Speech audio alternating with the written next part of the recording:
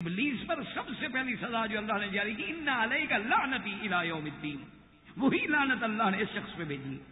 معنی یہ ہے کہ دوسری جگہ شادی کرے، باقاعدہ شادی سمجھ کے کرے، نکاح سمجھ کے کرے، اپنے ارادے سے کرے، پھر وہ شخص اپنے منشے سے چھوڑے تو ٹھیک ہے، ورنہ نہیں، وہ اپنے منشے سے طلاق دے، اس کی مرضی نہ دے، اس کی مرضی۔ بلکہ اس کی اگر یہ نیت تھی کہ میں صرف ایک رات کے لیے نکاح کر رہا ہوں، تو بعض علماء کہتے ہیں نکاح ہوا ہی نہیں۔ جب نکاح ہی نہیں ہوا تو پہلے شوہر کے لیے کیسے حلال ہوگی؟ تو اب جناب اسلام کا سمجھیں، اسلام چاہتا ہے کہ جس بندے نے 3 طلاقیں دی ہیں اس کے پاس واپس نہ جاؤ، وہ پھر بھی بے وقوفی کر سکتا ہے۔ باقی تم کہتے ہو کہ جی عورت پہ زیادتی ہوگی، تو عورت تو خود آنا چاہتی ہے نا، اس زیادتی کرنے والے کے پاس نہ جائے تو کوئی شادی کرنے کی ضرورت نہیں۔ اچھا، دوسری بات یہ سمجھیں کہ یہ کہنا کہ جی عورت پر تو بڑا ظلم ہوتا ہے، دوسری شادی کرے پھر وہ اس کو طلاق دے، تو اگر کوئی شریف اور باغیرت مرد ہو جو اس کی بیوی رہ چکی ہو، کیا اس کے لیے آسان ہے کہ اب وہی اس کی بیوی دوسرے کے ساتھ رات گزارے؟ لیکن شرط یہ ہے کہ غیرت ہو۔ اگر غیرت ہی نہ ہو تو پھر تو خدا کے فضل سے بیوی میاں دونوں معزز ہیں، اسے غصہ نہیں آتا، اسے غیرت نہیں آتی۔ ورنہ اگر غیرت ہو تو وہ خامن تو آگ پہ جل مرتا ہے کہ میری بیوی آج دوسرے کے بستر پہ ہوگی، کاش میں 3 طلاقیں نہ دیتا تو یہ وقت نہ دیکھنا پڑتا، کاش میں اللہ کے رسول کی مخالفت نہ کرتا اور میں 1 طلاق پہ رہتا یا میں 2 طلاق پہ رہتا، تو مجھے یہ وقت نہ دیکھنا پڑتا، تو سزا تو دونوں کو مل رہی۔ تو اس لیے اللہ تبارک و تعالیٰ نے باقاعدہ قرآن پاک میں جہاں نکاح کے احکامات بیان فرمائے ہیں، وہاں اللہ تبارک و تعالیٰ نے باقاعدہ طلاق کے بھی احکامات بیان۔ اچھا، اب اسی طرح یہ بھی دیکھ لو کہ اسلام کی کتنی وسیع النظر ہے۔ اسلام یہ کہتا ہے کہ تم اگر کسی لڑکی سے شادی کرنا چاہتے ہو اور تمہاری پہلے ایک شادی ہے، تو آج کل جیسے ہمارے ہاں انڈو پاک میں یہ رواج ہے نا جی کہ آپ دوسری شادی کرنا چاہیں تو وہ کہتے ہیں جی ہماری شرط یہ ہے پہلے بیوی کو طلاق دو پھر ہم لڑکی دیں گے، ورنہ ہم نہیں دیتے، پہلی بیوی کو چھوڑو۔ تو حضور صلی اللہ علیہ وسلم نے فرمایا ایسی عورتوں پہ بھی اللہ کی لعنت ہے کہ جو اپنی ایک بہن کو پہلے اس کے خامن سے محروم کر کے اس کے گھر میں آنا چاہتی ہے، یہ کہاں کی انسانیت ہے؟ اور اگر تیرے کہنے سے وہ پہلی بیوی کو طلاق دے سکتا ہے تو کل تیسری کے کہنے سے تمہیں بھی طلاق دے سکتا ہے، یہ کون سا تم کوئی عقل بندی کا فیصلہ کر رہی ہے؟ اس لیے اسلام نے اس بات سے بھی منع کیا ہے کہ کوئی عورت خبردار یہ مطالبہ نہ کرے کہ جی پہلی عورت کو طلاق دے۔ اچھا، اب اسی طرح ایک اور شکل ہے کہ میاں اور بیوی کا گزارا نہیں ہوتا لیکن خامن طلاق دینا نہیں چاہتا، یعنی میاں اور بیوی کے نشوز میں، اختلافات میں حالات اس مقام پہ پہنچ گئے ہیں کہ اب دونوں کا گزارا نہیں ہو سکتا، کیونکہ اب وہ دونوں حقوق زوجی دیکھیں نا جی، میاں بیوی حقوق تو تب ادا کریں گے نا جب محبت ہو، جب مودت ہو، جب آپس میں رحمت ہو، جب ایک دوسرے سے انڈرسٹینڈنگ ہو، ایک دوسرے پہ اعتماد ہو، ایک دوسرے کا آدمی صحیح معنی میں رفیق ہو، وہ رفیق حیات ہو، تب ہے نا۔ اگر دلوں میں نفرت ہو تو پھر کیا حقوق؟ آدمی کو دیکھتے ہوئے ہی نفرت ہو، بات کرنے سے بھی نفرت ہو، تو حقوق بیچاری کیا ادا کرے گی یا خاوند کیا حقوق ادا کرے گی؟ تو اگر ایسی کیفیات ہو جائیں کہ میاں بیوی دونوں میں نشوز ہو گیا، اختلاف ہو گیا، جھگڑا ہو گیا، اب دونوں کا حقوق ادا کرنا جو ہے وہ بہت ہی مشکل ہو گیا ہے، تو اب کیا کریں؟ مرد طلاق دیتا نہیں۔ اس پر بھی اللہ نے قرآن میں فرمایا کہ خبردار یہ نہ کرو، رکھنا ہے تو امساک بمعروف او تسریح باحسان، رکھو تو بھلائی سے رکھو، اور اگر کوئی حل نہیں ہے تو پھر چھوڑو تو بھلائی سے چھوڑو، اس کو فتنہ نہ بناؤ، اس کو جنگ نہ بناؤ، اس کو غیظ و غضب نہ بناؤ، بلکہ رکھنا ہے تو آرام سے رکھو اور سابقہ باتوں کو بھول جاؤ، اللہ تبارک و تعالیٰ تمہارے دلوں میں پھر مودت کو پیدا کر دیں گے۔ اور اگر کوئی ایسے حالات ہو گئے ہیں کہ تم چھوڑنے پہ مجبور ہو، تصریح باحسان، ان پہ احسان کے ساتھ چھوڑو، حتیٰ کہ شریعت یہ بھی حکم دیتی ہے کہ دیکھو اگر تم نے طلاق دے دی ہے اس کو تو جو کچھ اس کو دے چکے ہو، جو حق المہر دیا ہے، جو تم نے کوئی ہدایہ دیے ہیں، جو تم نے کوئی چیز دی ہے، اس سے واپس نہ کرو۔ کیوں کہ دیکھو پہلے تم ایک دوسرے کے شوہر بیوی تھے، تمہارے درمیان میں مودت و مسکنت کا ایک رشتہ قائم ہے، فلا تأخذوا منهن شيئا، اب عورت سے واپس نہ وہ اس کو دے دیں۔ بلکہ اسلام یہ بھی حکم دیتا ہے کہ اگر طلاق ہو گئی ہے، اب صلح کا کوئی حرج نہیں، تو اسلام کہتا ہے کہ اس کو طلاق دینے کے بعد بھی کچھ دو، طلاق دینے کے بعد اس کے کپڑے، اس کا سامان، کوئی اور چیزیں وہ بھی اس کو دو، تاکہ کیونکہ جب تم ملے تھے تو ایک مودت تھی، اب اگر جدائی بھی ہو تو کسی عزت سے وہ ایک عذاب نہ بنے۔ اچھا، اس کے علاوہ اسلام یہ کہتا ہے مرد سے کہ دیکھو خبردار ایسا نہ کرو کہ فتذروھا کالمعلقہ، کہ نہ تو تم اس کو طلاق دو اور نہ تم اس کے ساتھ گزارا کرو، بلکہ لٹکا کے رکھو عورت کو درمیان میں۔ اور جی آپ کی کیا حال ہے، خیریت ہے آپ کی بیوی کا؟ اور جی بیوی تو ماں باپ کے گھر میں بیٹھی، کتنا عرصہ ہو گیا؟ 5 سال ہو گئے۔ یعنی وہ ماں باپ کے گھر میں بیٹھی ہے 5 سال سے۔ اللہ کے بندے یا سلو کرو یا طلاق دو۔ یہ کیا معنی ہے کہ تم نے اس کو لٹکا کے رکھا ہوا ہے؟ تو اسلام کہتا ہے کہ اگر ان حالات میں عورت نے گناہ کیا تو برابر تم پہ لکھا جائے کہ تم اس کے گناہ کے ذمہ دار ہو کہ اس کو تم نے باندھ کے رکھا ہوا۔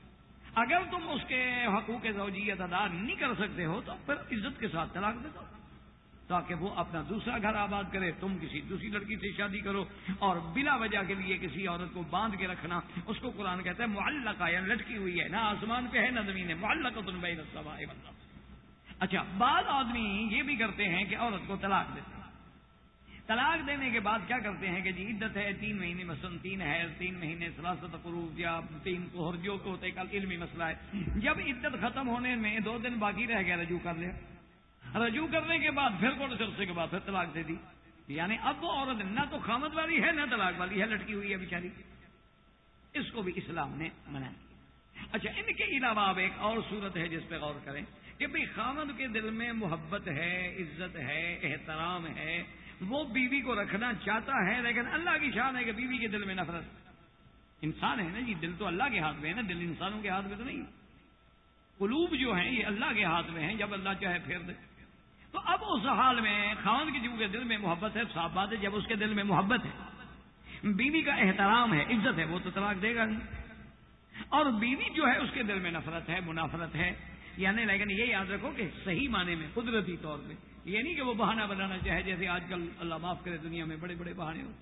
تو ایسے حالات میں کیا کیا جائے؟ تو اس میں بھی اسلام نے حق دیا ہے عورت کو، عورت کا تحفظ کیا ہے۔ اسلام کہتا ہے کہ اس کو خلو کرنے کا حق ہے۔ خلو کا کیا معنی ہوتا ہے؟ طلاق تو وہ ہے نا جو خاوند دیتا ہے بیوی، اس کو طلاق کہا جاتا ہے۔ اور خلو کا معنی یہ ہے کہ عورت مطالبہ کرتی ہے خاوند سے کہ مجھے طلاق دے، مجھے چھوڑے، اس کو خلو کہتے ہیں۔ اب اگر عورت خلو کرے، لیکن اللہ کے نبی نے یہاں بھی وعید بیان کی ہے کہ خبردار کوئی عورت ایسی جرت نہ کرے کہ بلا وجہ اللہ معاف کرے اپنے شوہر سے طلاق لینا چاہے، تاکہ اب میں کسی اور آدمی سے شادی کر لوں، تو اس پر بھی اللہ کا بہت بڑا عذاب ہے۔ ہاں، حالات ایسے ہو گئے ہیں کہ وہ بیچاری حقوق ادا کرنے سے قاصر ہو گئی ہے، تو اب اس کو اسلام خلو کا حق دیتا ہے۔ جیسے بی بی بریرہ کا واقعہ، بی بی بریرہ رضی اللہ تعالی عنہا کی حضرت مغیث سے شادی ہوئی۔ حضرت مغیث رضی اللہ تعالی عنہ شکل کے اعتبار سے بیچارے خوبصورت نہیں تھے، کالا رنگ تھا اور چہرے پہ چیچک کے داغ تھے، اور اللہ کی مرضی ہے، انسان ہے، اللہ چاہے خوبصورت بنائے، اللہ چاہے بدصورت بنائے، اللہ چاہے گورا بنائے، کالا بنائے، اللہ کشش پیدا کرے نہ کرے، یہ تو اس کی حکمت ہے۔ تو اب جناب ان کی شادی ہونے کے بعد بی بی بریرہ کے دل میں خدا کی قدرت ہے، اتنی نفرت ہو کہ وہ خامد کا چہرہ نہ دیکھنا چاہے، اور خامد کے دل میں اتنی محبت ہو وہ بیوی کے بغیر رہ نہ سکے۔ اللہ کی شان ہوتی ہے نا۔ وہ سنا ہے نا کہ کوئی ایک کسی ملک کا شہزادہ تھا وہ بیچارہ بالکل وزیر تھا یا شہزادہ تھا، کتابوں میں لکھا ہے کہ بالکل کالا اور عجیب اس کا رنگ اور بد شکل، اور اس نے شادی جب کی تو بڑی خوبصورت لڑکی سے، کیوں وزیر تھا، پیسہ تھا، دولت تھی، اب دولت ہو پیسہ ہو تو پھر سب کچھ ہو سکتا ہے، یہاں تو ہر چیز بکتی ہے نا، بتاؤ کیا خریدو گے۔ تو جب شادی ہو گئی تو ایک دن وہ اپنے محل کی چھت پہ بیٹھے تھے، چاندنی رات تھی اور بڑا حسین منظر تھا، تو اس نے کہا بڑے جذبات میں آ کے کہ الحمدللہ، بیوی نے بھی کہا الحمدللہ۔ تو اب اس خاوند نے کہا کہ میں نے تو الحمدللہ کہا ہے کسی وجہ سے، لیکن تم نے فوراً میرے بعد کہہ دیا الحمدللہ، تم نے کیوں کہا؟ اس نے کہا جی آپ بتائیں آپ نے کیوں کہا؟ پہلے تو آپ نے کہا ہے نا، لفظ الحمدللہ ہی ہے، کوئی گالی تو ہے نہیں، لیکن پہلے آپ نے کہا ہے تو پہلے آپ بتائیں پھر میں بتاتی ہوں۔ اس نے کہا میں نے تو الحمدللہ اس لیے کہا ہے کہ اللہ نے مجھے آپ جیسی خوبصورت اور جمال والی عورت نصیب کی ہے، اس پہ میں نے اللہ کا شکر ادا کیا۔ اس نے کہا میں نے بھی اللہ کا شکر اس لیے ادا کیا کہ اللہ مجھے جنت عطا فرمائیں گے۔ اس نے کہا کیوں؟ اس نے کہا میں جو آپ جیسے شوہر کے ساتھ گزارا کر رہی ہوں، صبر کر رہی ہوں، تو اس کا بدلہ تو خدا کو مجھے دے گا، اس کا بدلہ تو اللہ مجھے جنت دے گا، میں نے اس لیے شکر ادا کیا اللہ کا بھی الحمدللہ۔ چلو دنیا میں جیسے گزر جائے گی لیکن آخرت تو ملے گی۔ تو حالات ایسے ہو گئے تھے کہ وہ بی بی صاحبہ جناب نفرت کرے اور حضرت مغیث محبت کریں. حضرت مغیث روتے ہوئے حضور کی خدمت میں آئے. انہوں نے کہا یا رسول اللہ میری بیوی میرے ساتھ نہیں رہنا چاہتی, آپ اس کو ہدایت کریں. اور یا رسول اللہ میں اس کے بغیر رہ نہیں. حضور صلی اللہ علیہ وسلم نے بی بی بریرہ کو بلایا اور آپ نے فرمایا کہ دیکھو مغیث تمہارے ساتھ کتنا محبت کرتا ہے بیچارہ, اور وہ بہت پریشان ہے اور تم الٹا خلو مانگ رہی ہو. اس نے کہا کہ یا رسول اللہ میرا ایک عرض ہے, اگر آپ مجھے حکم دیتے ہیں کہ میں مغیث کے ساتھ زندگی گزاروں یا رسول اللہ میں چاہے مر جاؤں, میں آپ کے حکم کا انکار نہیں کر سکتا. اگر آپ کا حکم ہے آمنا وصدقنا, اور اگر یہ آپ کا حکم نہیں ہے صرف آپ کی طرف سے مشورہ ہے. حضور نے فرمایا حکم نہیں. اللہ کے نبی بھی تو رحمت للعالمین, اللہ کے نبی جانتے تھے کہ جب دلوں میں موافقت نہیں ہے تو میں حکم دے کہ کیوں جبر کر, کہ جب ان کے دل نہیں جڑ رہے کہ وہ عورت اس حد پہ آ گئی ہے کہ یا رسول اللہ حکم ہو تو میں زندگی گزاروں گی, مشورہ ہے تو نہیں. حضور نے فرمایا میرا حکم نہیں ہے, میرا مشورہ ہے. اس نے کہا یا رسول اللہ مشورہ ہے تو پھر میرا گزارا نہیں ہو سکتا. میں اس بیچارے کا چہرہ دیکھتی ہوں تو میرا دل نفرت سے بھر جاتا ہے, تو میں حقوق زوجیت ادا کیسے کروں, میں اس کی شکل دیکھنا نہیں چاہتی. تو حضور نے فرمایا اچھا پھر مغیث نے جو کچھ تمہیں نکاح میں دیا تھا, حق المہر میں دیا تھا, وہ تم سب کچھ واپس کرو گی, کیونکہ خلو کا معنی تو پھر یہ ہے کہ طلاق کا مطالبہ تم کر رہی ہو, خامد نے تو نہیں کیا. اور اگر طلاق کا مطالبہ عورت کی طرف سے ہے تو پھر خامد کو حق پہنچتا ہے کہ جو اس نے خرچہ کیا ہے واپس لے سکے. تو اگر وہ مطالبہ کرے وہی اس کے جو کچھ میں نے اس کو دیا ہے وہ مجھے یہ واپس کرے, تو کیا تم اس کو واپس کرنے پہ تیار ہو؟ تو بی بی نے کہا کہ یا رسول اللہ صرف وہ واپس کرنے پہ تیار نہیں, اس کے علاوہ کچھ مجھ سے اور لینا چاہتا ہے وہ بھی لینے لگے, میری جان چھوڑ دے. تو حضور صلی اللہ علیہ وسلم نے تو ایک طریقہ عورت کو آزاد ہونے کا خلو ہے کہ بھئی اگر خامد کسی حال میں نہیں چھوڑنا چاہتا تو عورت کیا کرے بھائی, تو عورت خلو کر سکتی ہے, اسلام اس کو یہ حق دیتا. اسی طرح ایک اور مسئلہ ہے کہ ایک عورت ہے لیکن خامد گم ہو گیا, اس کو کہتے ہیں مفقود الخبر, کہ خامد کا پتہ نہیں خامد کہاں.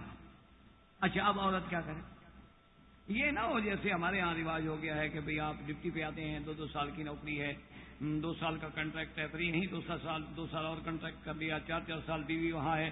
اب وہ یہ کہیں کہ خامد کا پتہ نہیں, یہ غلط بات. مطلب ہے خامد معلوم ہے, خامد زندہ ہے, بنا ملک میں ہے. مانا مفقود الخبر کا یہ ہے کہ پتہ ہی نہیں کہ خامد زندہ ہے, مر گیا ہے, گم ہو گیا, کہاں گیا, کوئی اطلاع نہیں ہے. تو اس میں اب ائمہ کا فتویٰ اس پہ ہے کہ امام مالک رحمۃ اللہ علیہ کے قول پہ کہ بھئی عورت غریب کب تک انتظار کرے, وہ کہتے ہیں 3 سال تک انتظار کرے. 3 سال کے بعد اپنا قضیہ جو ہے وہ عدالت اسلامی میں لے جائے, قاضی کو جا کے درخواست دے کہ میرا خامد مفقود الخبر ہے, 3 سال سے کوئی خبر نہیں, کوئی ٹیلی فون, کوئی خط, کوئی اعلان, کوئی اخبار, کوئی جریدہ, کوئی دوست, کسی سے پتہ نہیں لگتا ہے, تو اب میرے بارے میں فیصلہ کریں. تو وہ قاضی وقت جو ہے دوبارہ اعلان کرائے گا اور دوبارہ وہ ایک کمیشن بٹھا کے اس کو ڈھونڈنے کی کوشش کرے گا. جب بالکل یہ معلوم ہو جائے گا جی وہ تو مفقود الخبر ہے, کوئی پتہ نہیں لگتا, تو اب وہ عورت کو اجازت دے گا کہ تم دوسری جگہ نکاح کر سکتی ہو, تاکہ عورت کے حقوق اور عورت پہ کوئی ظلم نہ ہو کہ وہ بیچاری کیسے بیٹھی رہے. تو اسلام نے جہاں نکاح کے احکام دیے ہیں, یاد رکھو کہ جہاں نکاح کے احکام ہیں وہاں یہ نہیں کہہ دیا کہ جو جب چاہو طلاق دے دو, جب چاہو طلاق دے دو, نا, طلاق کے بھی احکام. اور ساتھ جہاں طلاق کے احکام ہیں وہاں اچھا اب یہ بھی ایک مسئلہ ہے کہ مثلا ایک عورت کا نکاح ہوتا, نکاح ہونے کے بعد ابھی وہ عورت خامد کے گھر میں نہیں گئی, رخصتی نہیں ہوئی, نکاح تو ہو گیا لیکن رخصتی نہیں ہوئی, اور رخصتی نہ ہونے سے قبل طلاق ہو گئی. ایسے کئی حالات ہوتے ہیں کہ نکاح ہو جاتا ہے, بعد میں جھگڑے ہو جاتے ہیں خاندان میں, پھر طلاق ہو جاتی ہے. تو اب وہ اس کا کیا ہے, تو اسلام یہ کہتا ہے کہ کیا نکاح ہونے کے بعد میاں بیوی کسی ایک کمرے میں ویسے بیٹھے تھے, چاہے آپس میں جماع نہ ہو, معاشرت نہ ہو, لیکن کیا خلوت صادقہ تھی, خلوت صحیحہ تھی کہ ایک کمرے میں میاں بیوی الگ بیٹھے ہیں, اگر چاہیں تو کمرہ بند کر دیں, پردہ گرا دیں اور آپس میں مل لیں, نکاح کے بعد تو بیوی ہے نا اس کی وہ, لیکن وہ نہیں ملے, خلوت صحیحہ ہو گئی تو حق المہر ادا کر. اسی طرح اگر رخصتی ہو گئی تو حق المہر ادا کر. اچھا خلوت صحیحہ بھی نہیں ہوئی, رخصتی بھی نہیں ہوئی, نکاح تو ہو گیا لیکن وہ کبھی علیحدہ بھی نہیں بیٹھے اور کبھی ان کی رخصتی بھی نہیں ہوئی، میاں بیوی ملے ہی نہیں کسی شکل میں، اب طلاق ہو گئی تو فرمایا نصف ما فرضتم، کہ جو تم نے حق المہر رکھی آدھی ادا، کیوں تمہاری بیوی تو بنی ہے نا، وہ نکاح تو ہوا ہے نا، اب وہ غریب متعلقہ تو کہلائے گی۔ اسلام نے کتنی بڑی رعایت کہ اب بھی نصف المہر ادا۔ اچھا اسی طریقے سے اسلام نے یہ بھی حق دیا ہے، مثلا نکاح ہوا، رخصتی نہیں ہوئی، خامد مر گیا تو اس کی بیوی ہے، اس کی وارث ہے جائیداد کی، یاد رکھے مسئلہ، کیونکہ نکاح تو ہو گیا نا، اس کی بیوی بن گئی ہے، تو وہ اس کی جائیداد کی بھی وارث ہے اور عدت بھی گزارے گی۔ عدت کا معنی جو ہے، ہاں مدخولہ نہ ہو تو پھر عدت نہیں ہو، اگر مدخولہ ہے تو عدت ہوگی، اور عدت کیا ہے کہ 4 مہینے 10 دن۔ اب آپ دیکھیں کہ اسلام نے میاں بیوی کے رشتے کو کتنا عظمت بخشی ہے کہ باپ مر جائے، ماں مر جائے، بہن مر جائے، بیٹی مر جائے، بیٹا مر جائے، صرف 3 دن، یعنی 100 کے دن کتنے ہیں؟ صرف 3، یعنی بڑے سے بڑا رشتہ باپ ہے، بھائی ہے، بیٹا ہے، بہن ہے، اور بھانجی ہے، مامی ہے، چچی ہے، مر گئی ہے، 3 دن۔ اذا کے دن جو ہے صرف 3 دن کے بعد کوئی اذا۔ لیکن اگر خامد مر گیا ہے بیوی کا تو فرمایا 4 مہینے 10 دن، کہ میاں بیوی کا جو رشتہ ہے وہ بہت عظیم رشتہ، 4 مہینے 10 دن، اور 4 مہینے 10 دن کے اندر شوہر کے گھر سے باہر نہ جائے، میک اپ نہ کرے، سنگار نہ کرے، بالوں کو تیل نہ لگائے، کنگھی نہ دے، مساگ نہ کرے، کاجل نہ پہنے، سرما نہ پہنے، الا کوئی بیماری ہو تو آنکھ میں دوا ڈال سکتی ہے، الا کوئی معذوری ہو تو گھر سے باہر دوائی لینے کے لیے بیچاری جا سکتی ہے، لیکن سادہ لباس میں، کیونکہ اتنا بڑا رشتہ ختم ہو گیا، اس کا تو خاوند فوت ہو گیا۔ تو اللہ نے، اور دوسری حکمت یہ بھی ہے کہ اگر اس کے بطن میں ہو سکتا ہے کوئی نطفہ ہو تو 4 مہینے 10 دن کے بعد، کیونکہ روح پھونکی جاتی ہے اور بچہ خاموش نہیں رہتا، پیٹ میں حرکت اور ہلچل پیدا ہو جاتی ہے، تو واضح ہو جاتا ہے کہ حمل ہے یا نہیں ہے، اگر حمل ہوگا تو پھر عدت جو ہے وضع حمل ہوگی۔ تو اسلام نے ایسے آئلی قوانین، ایسے جامع مانے کامل مکمل قوانین بنائے ہیں جس کی دنیا میں کوئی مثال نہیں ملتی۔ ابھی ہمارے جو میں نے سنا کہ کچھ عرصہ پہلے پاکستان میں ایک قانون بنایا گیا جس کا نام ہی آئلی قوانین، فیملی لاز، آئلی قوانین۔ اچھا ماشاءاللہ مسلمان ہیں بنانے والے، انہوں نے جناب قانون بنایا آئلی، اور آئلی قانون کا نام بھی وہ عربی والا آئلی رکھا، اور اس کے بعد یہ بھی اعلان کیا جی بالکل قرآن و سنت کے مطابق قانون ہے، اور قانون عجیب بنایا وہ جی۔ اس قانون میں یہ ہے کہ اگر کوئی خاوند اپنی بیوی کو طلاق دیتا ہے تو طلاق دینے کے بعد وہ ایک طلاق نامہ بیوی کو بھیجے گا، اور ایک نوٹس جو ہے وہ چیئرمین یونین کونسل کو بھیجے گا کہ جی میں نے اپنی بیوی کو طلاق دے دی ہے، اور ایک کاپی میں نے اس کو بھیج دی ہے، ایک کاپی میں آپ کو بھیج رہا ہوں۔ اب وہ کیا کرے گا جی یونین کونسل کا چیئرمین، وہ دونوں کو نوٹس دے گا، ایک بیوی کو اور ایک خامند کو، کہ جی تم دونوں جو ہو فلاں تاریخ کو پیش ہوں، اور اپنے اپنے خاندان کی طرف سے ایک آدمی حکم چن کے لے آؤ تاکہ تمہارا فیصلہ کریں۔ وہ پیشی بھی آ گئے، حکم آ گیا، وہ کہے گا جی کوشش کرو سلو کی، یعنی اب بیوقوفی ملاحظہ کریں، طلاق پہلے ہو گئی ہے، سلو بعد میں ہو گئی۔ کیسا قانون سمجھا اسلام کا؟ یہ تو وہ مسل مشہور ہو گئی نا، حضرت قاضی احسان فرماتے تھے بھئی آئلی قانون نہ ہوا، یہ تو نشائی کا لوٹا ہو گیا۔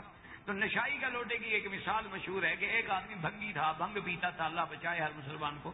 اچھا یہ بھنگ بڑی پیشاب آور ہوتی ہے اور بڑا لمبا بیٹھ کے پیشاب کرنا پڑتا ہے، اس کا لوٹا جو تھا اس کے پیندے میں سوراخ تھا، وہ جب پیشاب کرنے کے لیے بیٹھے تو پانی بہہ جائے، ختم ہو جائے۔ اب پیشاب ختم، لوٹے کو دیکھے تو اس میں کچھ نہیں، وہ جناب لوٹا لے کے پھر دوڑ پڑے بیچارہ پانی لینے کے لیے، پانی لے کے آئے اتنی دیر میں اور پیشاب تقاضا ہو جائے، پھر آ کے لوٹا رکھے پیشاب کرے تو پانی ختم۔ تیسرے دفعہ جب گیا تو اس نے کہا کہ اچھا ٹھیک ہے یار، لوٹے کو کہنے لگا تم نے بھی مجھے بڑا ذلیل کیا ہے، میں نے بھی تیرا حل سوچ لیا، تم سمجھتے تھے کہ میرا نشے کی وجہ سے دماغ صحیح کام نہیں کر رہا، لیکن ابھی میرا دماغ بالکل فٹ ہے، میں نے تیرا حل کر لیا، استنجا میں پہلے کروں گا اور پیشاب بعد میں کروں گا، اب تم بہہ جتنا بہنا چاہتے ہو بہہ۔ انہوں نے کہا استنجا ہم نے کر لیا، پیشاب میں بعد میں کروں گا، بہتے رہو۔ یہ وہی قانون بنایا ان شریفوں نے، چونکہ علماء کو تو یہ بلاتے نہیں، بلاتے ہیں منکرین حدیث کو، پرویز جیسے لوگوں کو، غلام احمد پرویز کو جو منکر حدیث تھا، جس نے طلوع اسلام لکھا ہے، قرآن لکھا، اس سے ایوب خان کے زمانے میں یہ قانون بنا تھا فیملی لاز کا کہ جی طلاق پہلے ہو گئی ہے، سلو بعد میں ہوگی، سلو نہیں ہوگی تو مؤثر جو ہے وہ چیئرمین کرے گا، بیوی اس کی ہے، مؤثر چیئرمین کی تحریر سے ہوگی۔ اس سے بڑا عجیب سا گورا کا دھندا تو اسلام ایسی باتوں کی اجازت نہیں دیتا۔ اللہ آپ کو بھی مجھے بھی قرآن اور اسلام پہ چلنے کی توفیق عطا فرمائے۔ ربنا تقبل منا انک انت السمیع العلیم وتب علینا انک انت التواب الرحیم۔ احباب کرام، اس مبارک سلسلے کا 12واں حلقہ سماعت فرمائیں۔ الحمد للہ وکفا والصلاة والسلام علی